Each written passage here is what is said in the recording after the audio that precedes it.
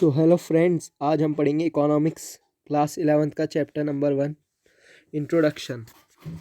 इसमें हम कई चीज़ें देखेंगे, जैसे व्हाट इज़ इकोनॉमिक्स और इंडिया की इकोनॉमी क्या है, और what is scarcity, economic problems, meaning of economics, positive economics and normative economics, और difference between micro economics and macro economics, central problems of an economy, opportunity cost.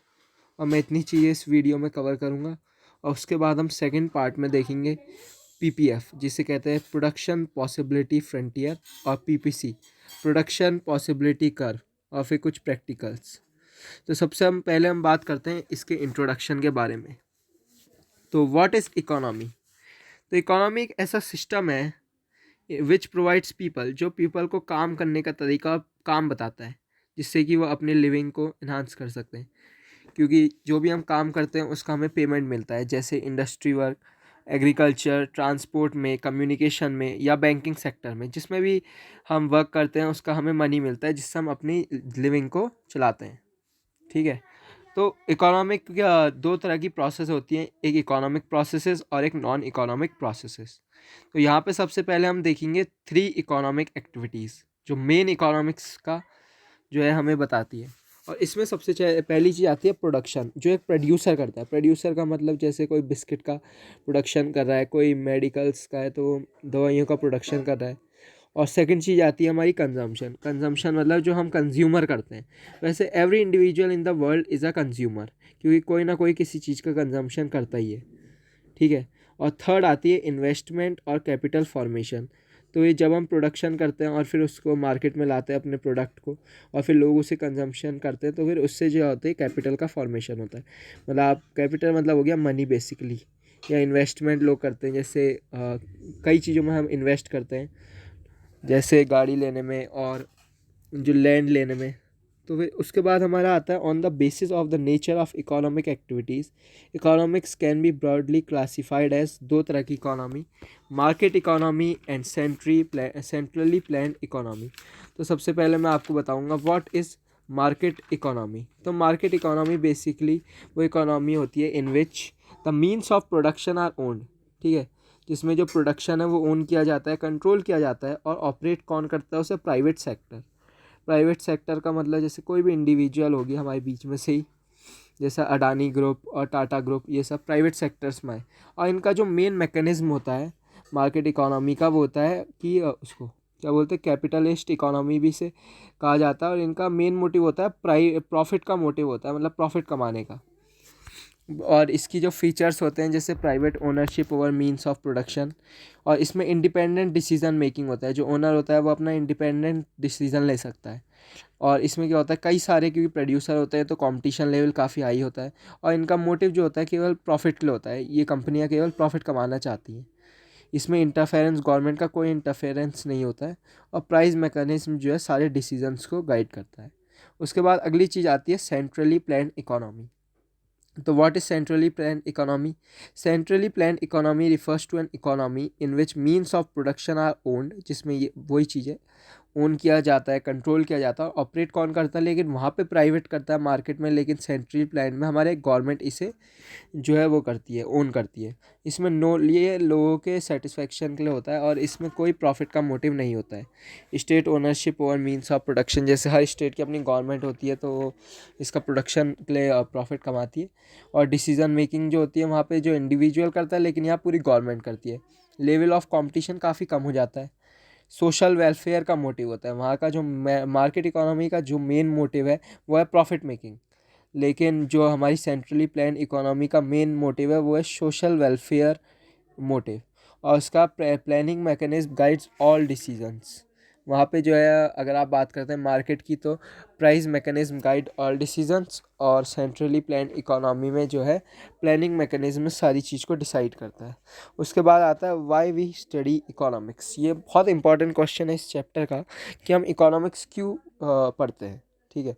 तो the main reason for study of economics can be simplified as scarcity. Scarcity का मतलब होता है कि किसी चीज़ की कमी। क्योंकि देखो रिसोर्सेज जो है हमारे वो बहुत कम है, लेकिन हमारी जो वांट्स हैं ह्यूमन की वो बहुत ज़्यादा है। और एक वांट आपकी ख़त्म होती है। जैसे अभी आपको बाइक लेनी है, उसके बाद आप कहते हो कि हमें कार लेनी है, उसका हमारे ऐसे ऐसे धीरे धीरे वांट्स जो है बढ़ती जाती है और वो कभी ख़त्म नहीं होती है। लेकिन हमारी जो रिसोर्स है वो तो लिमिटेड है। जैसे हमारा वाटर है, वाटर की अवेलेबिलिटी देखो लिमिटेड है, और कोल, पेट्रोलियम, फॉसिल फ्यूल्स इसकी भी जो वो है वो तो लिमिटेड है। लेकिन हमारी जो वांट्स हैं वो बहुत ज़्यादा है। तो ये हमारी जो मेन स्टडी है इकोनॉमिक्स को करने की, वो है स्कैरसिटी को पढ़ना। तो स्कैरसिटी का जो इंग्लिश वो है definition, scarcity refers to the limitation of supply in relation to demand for a commodity. तो स्कैरसिटी क्या है? सप्लाई जो है लिमिटेड है, लेकिन जो डिमांड है, मैंने आपको बताया ना अभी, ह्यूमन वांट्स जो है वो बहुत ज़्यादा है, लेकिन जो सप्लाई है वो बहुत कम है। ठीक है, स्कैरसिटी और इकोनॉमिक प्रॉब्लम्स। अब हम आते हैं इकोनॉमिक्स प्रॉब्लम्स में, इनको ध्यान से देखिएगा। 3 मेन इकोनॉमिक प्रॉब्लम है, वैसे तो बहुत सारी होती है लेकिन 3 जो है मेन है। उसमें पहली जो हमने अभी डिस्कस की थी वो आती है स्कैरसिटी ऑफ रिसोर्सेज, दूसरी भी मैंने आपको बताई थी अनलिमिटेड ह्यूमन वांट्स, और तीसरी चीज़ होती है ऑल्टरनेट यूजेस। तो what is scarcity of resources? Resources mainly 3 तरह के हैं, land, labour, capital etcetera. Land का मतलब ज़मीन हो गई, लेबर मतलब जो वर्क करते हैं मजदूर आपके लिए, और कैपिटल मतलब मनी से related, are limited in relation to their demand. और ये तीनों ही चीज़ें जो है लिमिटेड हैं, लेकिन इनकी डिमांड जो है बहुत हाई है। And economy can not produce all दो व्हाट पीपल वांट। और इकोनॉमी जो है इतना प्रोड्यूस नहीं कर सकती क्योंकि ह्यूमन की वांट्स जो है बहुत ज़्यादा है। तो basic reason for existence of economic problem in all economics is scarcity. अब दूसरी चीज़ आती है unlimited human wants. Human wants are never ending, that is they can never be fully satisfied. जैसी वन वांट आपकी सेटिस्फाई होगी तो new want emerge हो जाएगी। ठीक है, wants of people are unlimited और कीप ऑन मल्टीप्लाइंग। जैसे अभी हमारी एक वांट सेटिस्फाई हुई, फिर हमारी 2 वांट्स आ जाती है कि हमें ये चाहिए, फिर वो दोनों सेटिस्फाई हुई, फिर वो मल्टीप्लाई होकर 4 हो जाएंगी। तो ये कभी भी कम नहीं होती। तीसरी है ऑल्टरनेट यूजेस, ये बहुत इंपॉर्टेंट हमारी प्रॉब्लम है। तो रिसोर्सेज जो है इसके बहुत स्केयर है, लेकिन हम क्या करते हैं, इन स्केयर रिसोर्सेज को कई चीज़ों में यूज़ करते हैं। ऑल्टरनेट यूजेस का मतलब एक ही रिसोर्स को कई चीज़ों में लगाना। जैसे आप पेट्रोल का एग्जांपल दे सकते हो।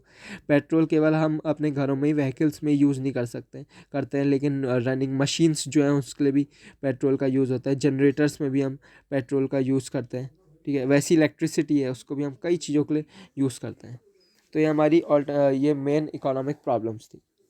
अब हम बात करते हैं what is the meaning of economics. तो इकोनॉमिक्स की एक सोशल साइंस है जो हमें बताती है कि सोसाइटी को कैसे अपने लिमिटेड रिसोर्सेज को, जिनके ऑल्टरनेट यूजेस हैं, उनको यूज़ करना चाहिए, जिससे कि गुड्स और सर्विसेज का प्रोडक्शन हो और वो दूसरे के among different groups of people में हम उन्हें डिवाइड कर सकें। तो ये हमें इकोनॉमिक्स बताती है। अब इकोनॉमिक्स को सोशल साइंस क्यों कंसिडर किया जाता है, ये एक मेन प्रॉब्लम है। तो द टर्म साइंस, जो साइंस है वो किसके लिए स्टैंड करती है? सिस्टमैटिक और ऑर्गेनाइज्ड बॉडी ऑफ नॉलेज के लिए। तो फिर economics is also a science. अब क्यों है? क्योंकि साइंस की मीनिंग जो बेसिकली है वो है systematic and organised body of knowledge. तो इकोनॉमिक्स भी सिस्टमैटिक होती है। And organise study of human behaviour, ये क्या करती है? ह्यूमन बिहेवियर को स्टडी करती है, जो हमने पहले बताया था। ठीक है, और ये ह्यूमन बिहेवियर के साथ डील करती है, इसलिए इसे सोशल साइंस कहा जाता है। What is economics all about? अब क्वेश्चन राइज होता है, इकोनॉमिक्स किसके बारे में है? Economics is all about making choices in presence of scarcity. तो अब बात करते हैं कि making choices in presence of scarcity, मतलब रिसोर्सेज लिमिटेड हैं तो फिर और उनका ऑल्टरनेट यूजेज है, तो आपको चॉइस करनी है कि कौन से रिसोर्स को आपको यूज़ करना है। ठीक है, अब 2 तरह की इकोनॉमिक्स होती है, पॉजिटिव इकोनॉमिक्स और नॉर्मेटिव इकोनॉमिक्स। तो हम पहले बात करेंगे पॉजिटिव इकोनॉमिक्स की। देखिए यहाँ पे आपको दिख भी रहा होगा। तो कंपैरेटिव स्टडी करेंगे। सबसे पहले मीनिंग में बात करते हैं। तो पॉजिटिव इकोनॉमिक्स वो इकोनॉमिक्स होती है जिसमें हम व्हाट इज़ और how the economic problems are actually solve, कि इकोनॉमिक प्रॉब्लम्स क्या हैं और उन्हें हम कैसे सॉल्व कर सकते हैं। और नॉर्मेटिव इकोनॉमिक्स जो है फ्यूचर की बात करता है, it deals with what ought to be, कि इकोनॉमिक प्रॉब्लम क्या हो सकती है और how the economic problem should be solve, और उन्हें कैसे सॉल्व किया जा सकता है। अब वेरिफिकेशन की बात करते हैं। तो पॉजिटिव जो है, क्योंकि ये प्रेजेंट की बात करता है, it can be verified with actual data, जो जो डेटा है उसके साथ हम इसे वेरीफाई कर सकते हैं। लेकिन नॉर्मेटिव क्योंकि अभी अकर नहीं हुआ है, फ्यूचर की बात कर रहे हैं, तो it can not be verified with actual data.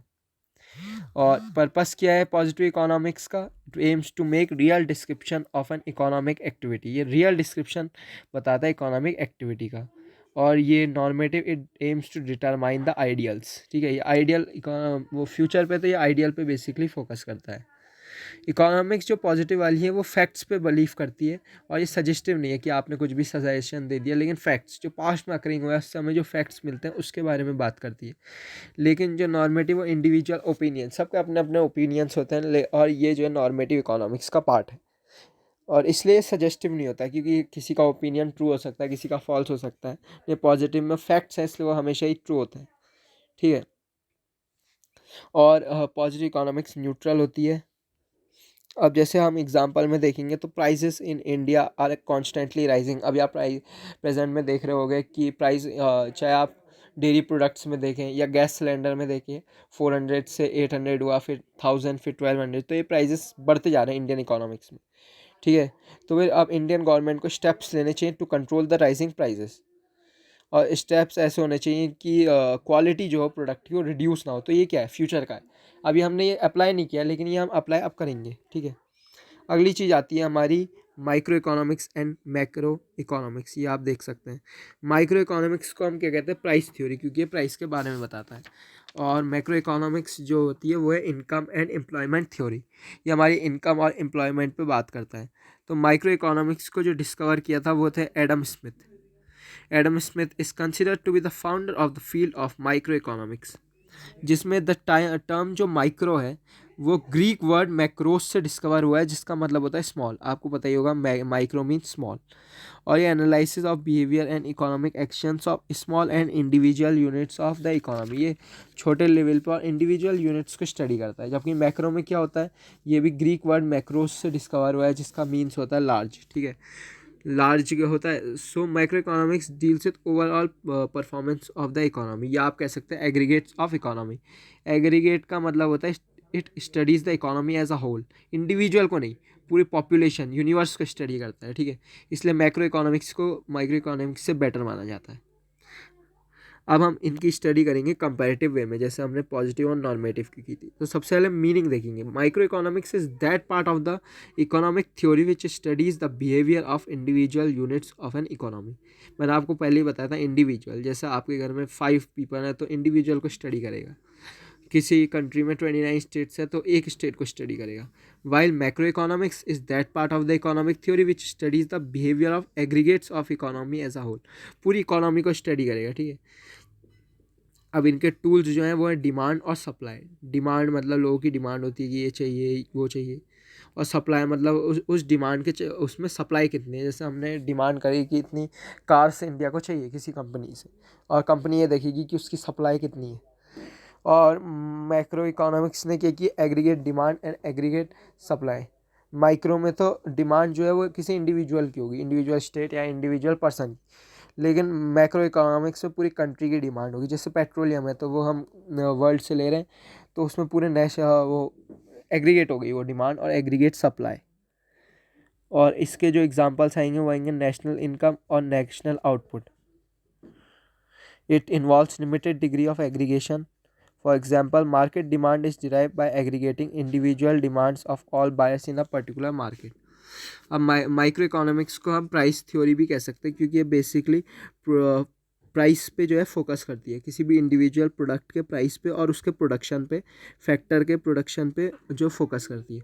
जबकि मैक्रो इकोनॉमिक्स जो है वो एग्रीगेट डिमांड और एग्रीगेट सप्लाई पे फोकस करती है, इसलिए वो इंडिविजुअल नहीं, इसे कहते हैं इनकम और एम्प्लॉयमेंट थ्योरी। ये पर्सन और कंट्री की नेशनल इनकम देखती है, नेशनल आउटपुट देखती है। उसके बाद हम आगे आते हैं। अगला जो टॉपिक है वो है सेंट्रल प्रॉब्लम्स ऑफ इकोनॉमी। तो इकोनॉमिक्स की जो सेंट्रल मेन प्रॉब्लम्स है उसकी बात करेंगे, और इसकी 3 मेन प्रॉब्लम्स होती है, जिसमें आता है what to produce, how to produce and for whom to produce. सबसे पहले हम बात करेंगे व्हाट टू प्रोड्यूस की। This problem involves selection of goods and services to be produce and the quantity to be produced of each selected commodity.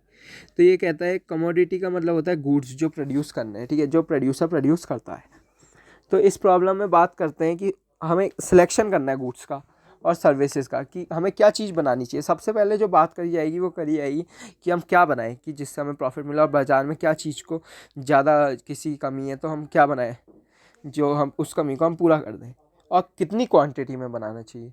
What possible commodities to be produce, economy को decide करना पड़ता है विच consumer goods, जैसे या तो rice बनाए, wheat बनाए, clothes बनाए, and what of capital goods, machinery बनाए, इक्विपमेंट्स एक्सेट्रा, किसमें से क्या बनाए, are to be produced. In the same way economy has to make a choice between civil goods हो गए जैसे bread, butter etcetera, and war goods, guns, tanks etcetera. और how much to produce, कितनी quantity में produce करें। ठीक है, after deciding the goods to be produce, economy को ये भी डिसाइड करना पड़ता है कि हम कितनी क्वांटिटी में उन्हें प्रोड्यूस करें। It involves a decision regarding the quantity to be produced of consumer and capital goods, कि कंज्यूमर गुड्स को ज़्यादा प्रोड्यूस किया जाए या कैपिटल गुड्स को ज़्यादा प्रोड्यूस किया जाए, सिविल एंड वॉर गुड्स और सो ऑन। अब है हाउ टू प्रोड्यूस। अब देखो हाउ टू प्रोड्यूस में बेसिकली एक चीज़ आती है, इसमें क्या आता है कि टेक्निक, दो तरह की टेक्निक होती है हमारी, CIT और LIT। LIT होती है लेबर इंटेंसिव टेक्निक और CIT कैपिटल इंटेंसिव टेक्निक। अब जब हमने डिसाइड कर लिया कि मान लो मेरे को गन्स का प्रोडक्शन करना है, टैंक्स का प्रोडक्शन करना है, क्योंकि अभी वॉर का जैसे टाइम है तो हमें वॉर रिलेटेड गुड्स प्रोड्यूस करने हैं, तो फिर अब मैं कौन सी टेक्निक लगाऊँ, लेबर इंटेंसिव यूज़ करूँ या कैपिटल इंटेंसिव टेक्निक यूज़ करूँ, ये भी एक मेन प्रॉब्लम है। लेबर इंटेंसिव टेक्निक में क्या होता है कि मोर लेबर होती है लेकिन कैपिटल जो होती है लेस होती है। कैपिटल क्या हो गई, इसमें मशीन्स हो गई, कौन सी मशीन्स यूज़ करूँ, इसमें लेबर इंटेंसिव है तो यहाँ पे ज़्यादा लेबर का हम यूज़ करेंगे। ये वाली टेक्निक बेसिकली इंडिया में होती है, क्योंकि इंडिया की पॉपुलेशन बहुत हाई है, तो जो MNCs आती हैं और वर्ल्ड की कंपनीज़ आती हैं, यहाँ तक कि इंडियन कंपनीज़ वो ज़्यादा इसे प्रीफर करती हैं, और यहाँ पर क्योंकि वेज लेबर बहुत सस्ता है। लेकिन अगर हम बात करें वेस्टर्न कंट्रीज़ की, यूरोपियन कंट्रीज़ की, तो वहाँ पे चलती है CIT कैपिटल इंटेंसिव टेक्निक। वो इसलिए चलती है क्योंकि उनकी टेक्नोलॉजी बहुत हाई है और वो मोर कैपिटल को लगाना जानते हैं और लेबर उनके यहाँ कम लगता है। जैसे जापान की बात करें तो वहाँ रोबोटिक वर्क बहुत है। अब बात करी जाती है अगली तीसरी प्रॉब्लम की, फॉर होम टू प्रोड्यूस, किसके लिए प्रोड्यूस किया जाए। ठीक है, किसके लिए प्रोड्यूस करने का बेसिकली एम है, this problem relates to the distribution of produce goods and services among the individuals within the economy, that is selection of the category of people who will ultimately consume the goods, that is whether to produce goods for more poor, less rich, or more rich and less poor। और अब for home to किसके लिए produce किया जाए, कि पहले हम देखेंगे पॉपुलेशन में कि कितने पुअर हैं कितने रिच हैं, तो फिर जो ज़्यादा होंगे हम उनके लिए प्रोड्यूस करना प्रेफर करेंगे, इससे कि हमारी इकोनॉमी बढ़ जाए। तो फिर ये तीसरी प्रॉब्लम होती है कि किसके लिए प्रोड्यूस किया जाए। अगर हम लग्जीरियस ज़्यादा हाई लेवल प्राइस आइटम बनाएंगे तो वो जो है पुअर उसे कंज्यूम नहीं कर पाएंगे, लेकिन रिच उसे आराम से यूज़ कर सकते हैं। अब हम बहुत लेवल इंफीरियर गुड्स बनाएंगे तो रिच उससे ज़्यादा कंज्यूम नहीं करेंगे, लेकिन जो पुअर पीपल हैं वो उससे कंज्यूम करेंगे। ठीक है, अब उसके आखिरी चीज़ आती है आज के सेशन की, opportunity cost. What is opportunity cost, OCB से कहते हैं शॉर्ट फॉर्म में। Opportunity cost is the cost of the next best alternative for gone. अब इसका मीनिंग मैं आपको एक एग्जांपल से बताऊंगा। तो for example suppose you are working in a bank, मान लीजिए कि आप एक बैंक में काम कर रहे हैं और आपकी सैलरी जो है 40,000 पर मंथ है। अब आपको कोई दूसरा ऑफ़र आता है कि एग्जीक्यूटिव की तरह आप काम करेंगे जिसमें हम आपको 30,000 पर मंथ देंगे, और तीसरा ऑफ़र आता है कि आप एक जनरलिस्ट बन जाएंगे और जिससे आपको 35,000 पर मंथ का वर्क देंगे। अब इसकी OC क्या हो गई, अपॉर्चुनिटी कॉस्ट हो गई जनरलिस्ट जो 35,000 पर मंथ दे रहे हैं। अब आपको लगा कि बैंक में आपके साथ अच्छा नहीं हो रहा है और वहाँ की आपके वर्किंग एनवायरनमेंट सेफ़ नहीं है, लोग भी अच्छे नहीं हैं, तो आप उस जॉब को छोड़ देंगे। तो अगला जो ऑप्शन आएगा OC जिसे हम कहेंगे अपॉर्चुनिटी कॉस्ट, वो होगा to become a journalist at ₹35,000 per month. ठीक है, तो ये हो गई हमारी अपॉर्चुनिटी कॉस्ट, मतलब जो आपने next best alternative for one रखेंगे। जैसे अगर आप वीट उगाएंगे इस साल, दूसरा एग्जांपल है, तो आपको 50,000 रुपीज़ मिलेंगे, और आप अगर राइस उगाएंगे तो आपको 45,000 मिलेंगे, पोटैटोज उगाएंगे तो 40,000 मिलेंगे। तो next best alternative for one का मतलब पहले तो 50,000 वाला वीट हो गया, तो आप इसमें से क्या लेंगे, राइस को लेंगे, क्योंकि उसमें 45,000 वो नेक्स्ट बेस्ट है, उसके बाद का दूसरा सबसे बेस्ट। तो ये हो गई हमारी अपॉर्चुनिटी कॉस्ट। तो आज का हमारा सेशन यहीं तक था। अब हम PPC PPF को अगली क्लास में कंटिन्यू करेंगे और कुछ न्यूमेरिकल्स को।